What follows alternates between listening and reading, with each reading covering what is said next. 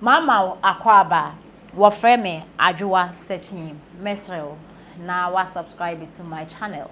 Me a notification bell no so for more news.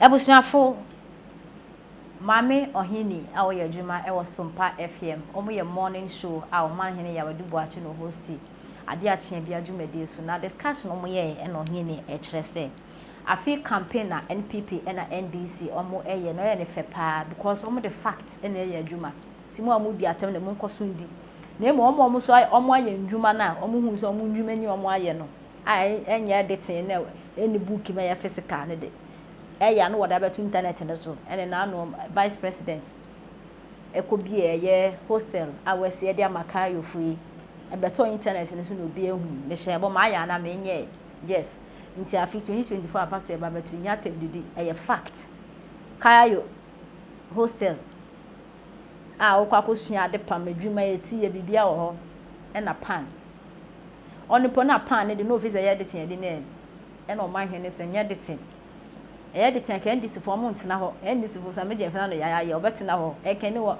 who release the press conference. I can know all your press conferencing. Or I better now was a one for editing pan. And the Salmo, that be a young part of my penda down Mahaman and I know what a man carry phone. And for him, you know, and I'm choosing pan and a hostel. Diana Ghana for a payetis in a seminar is see a coy. Enko pesenka aban ne ye ne se nkora ne ba keka nanka ba tan ne bebo aban bo nya yem print e man nkora no mfa me kire mo maame no no mu se ka we ni we na nanka wo beba aban no atua ma e ba sa Ghana fo be mfiri SHS ne so mfa so maame ba bere wo ani woti wa wo keka we sa video na ya na me na ekufu ado ho enka akora ne bie school be bie school a ne mama ayi omako jina ho oduru gate na no ne maame no anu a ke de be ma no ye de ma anu a no awura aka so no akotua now sika no ohunu a a lot of people don't see the amount as Ohini you are saying. Oh yes, free SH. What she said Nancy ya ye kaso omuntia bibi kakra bi. Be hwe na say free say wow. Because ne mo ye na me campaign. Dey say refer dey ya campaign bi wo ya me fe no. Say social media ne so. We need we yato. Atenie no munyai. Atenie no, nya atenie no bi wo ha. Say the dan no ba o mi akobi anu. Kaya yi. Kaya yi. E dan ni si ho. Musu ontimi nya awaye. Ne de obi nso di aba.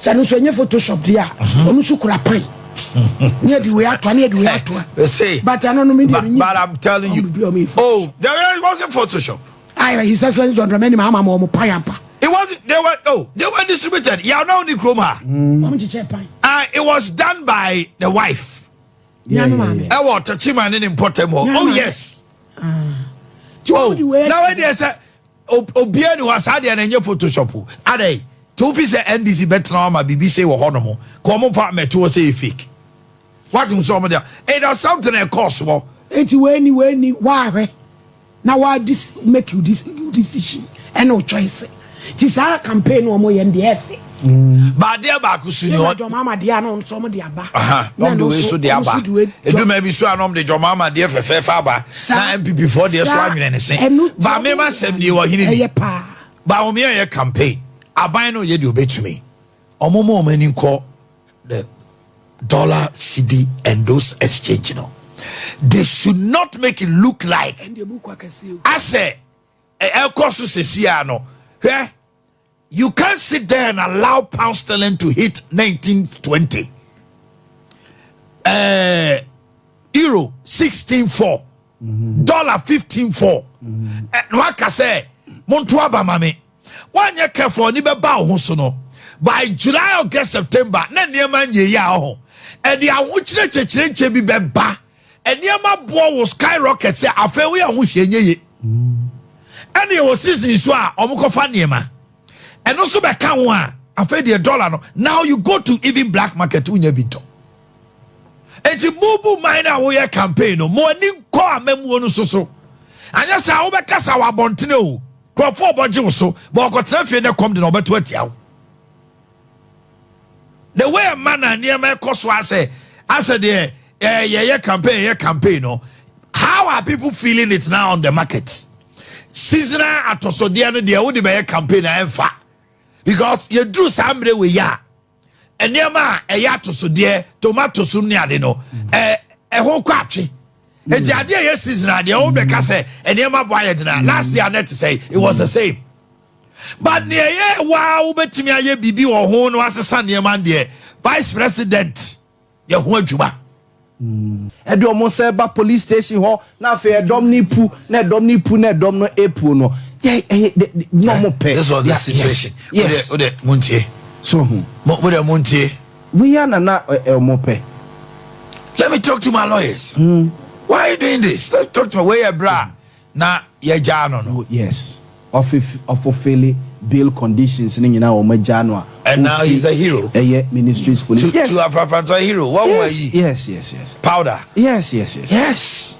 And then now the lawyers are e ko gina woman Ken Crunchy e hwan.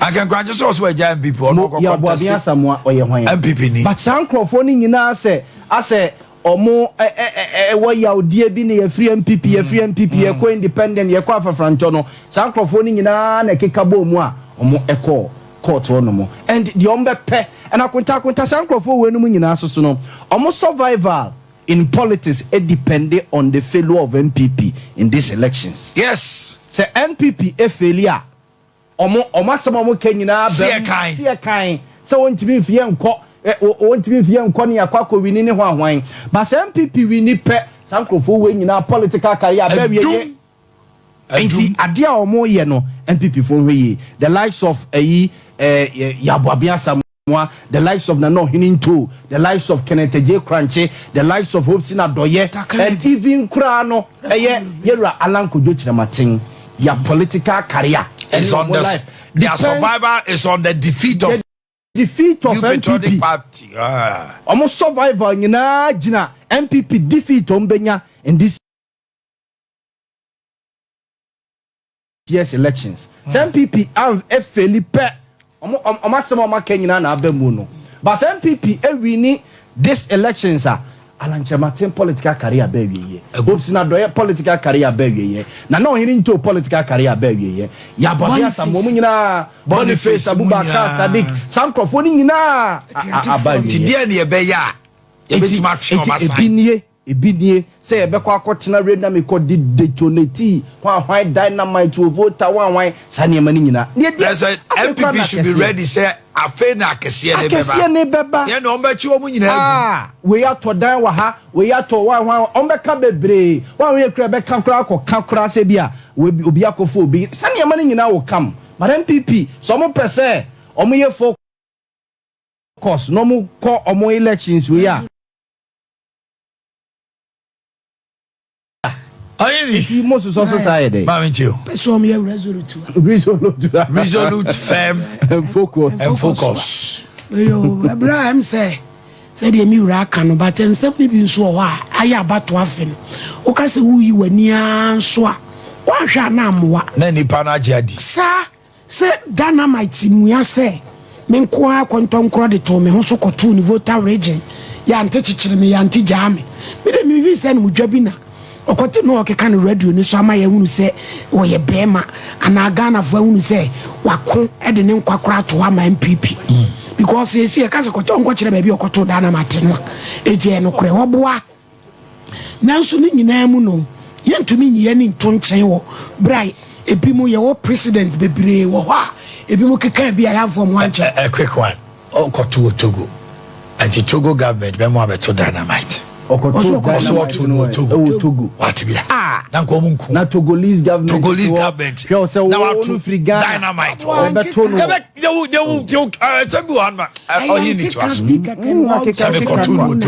Okoke kanti said ye abo America no. Womanya ache no. Enipa hu say ya busa na sem. Omo fancy wa. Na said ye campaign no ba omiati si form ye nyina ya hunu bi. Agire nipa obeka so won ka no kore.